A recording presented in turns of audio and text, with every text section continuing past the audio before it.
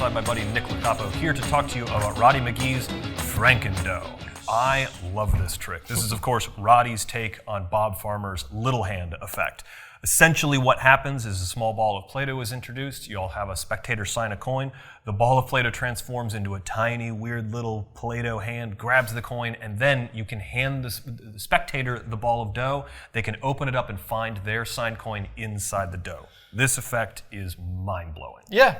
If you've ever played with little hand, I mean, you know the reactions that it gets. It gets super good. Super good. So you get that, but the thing that Roddy did was he turned it into a full routine. And yes. He gave it an ending, right? Yeah. It's like a 3-phase trick now, which is just great, because that's what Roddy does. The year that this came out, I used it at every one of my walk-around gigs in Christmas parties, and it destroyed every time. So let's take a look at it. Yeah. What do you get? Yeah. First of all, you get it inside this nice box, the P3 logo there on the back. It's got a nice magnetic closure on the front. You can open it up, and it's got instructions on the inside for you to see, and you get the dough and the hand, and this box is a nice way to store it when you're not actually using it. This is actually how I store mine at home before I take it to a gig. And let's talk about a couple different things here. First, let's get into the hand itself. This is the little hand gimmick that you get. And we'll set this aside for now. And it just fits right there on the tip of your finger. You can size this for different hands. It fits really well on mine. But if maybe your fingers are a little bit smaller, you can put some blue tack or some double stick tape on the inside just to get it to stick a little bit better.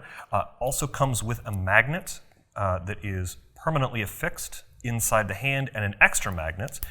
The reason this is included is you can affix this to a coin. Our friends in Canada already have magnetic currency, so you guys are one ahead there. Some euros as well. Yeah. You know, you can pick up with a magnet, but not here in America. No, but one of the nice things is you can use blue tack or double stick tape, and you can affix this to a wide variety of coins, so that if you wanted to use a quarter, a nickel, even a dime, you could do this with any currency. If you already own magnetic currencies or like a shimmed quarter, you could be off to the races with that. Yep. Yeah, I guess it is something, if you really wanted to, you could, along with Franken-Doh, if you're thinking of picking it up, go ahead and grab like a steel shim quarter or something like that as well. But you don't have to. You do have the ability to affix it to any coin. Then you also get this dough, which is really interesting. Now, I'm not going to open it up right now, but this is a really interesting dough that we sourced. Yeah.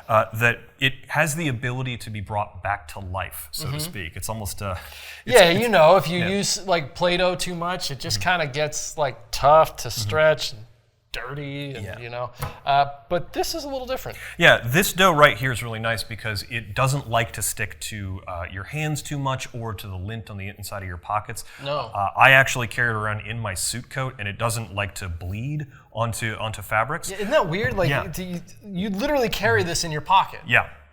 I didn't believe it when I first learned about this trick that like Roddy carried it in his pocket. But when you get it, because this isn't what you. God, it's so light. Yeah. It's not the type of thing that you know, like I've never seen what this is until I got Franken-Doh. And what is also interesting is that over time it will sort of become harder to work with, but it's really easy to bring back to life with a few drops of water. If you just put a couple of drops of water and then you really work it in, the dough will become more malleable over time. And I mean, I think I do that.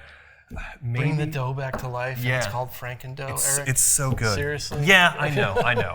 Those are the kind of jokes we're doing today. But I think I've only had to bring my dough back to life a couple of times, but it's pretty easy to do at home before you leave for the gig, and then it lasts for weeks before you have to do it again.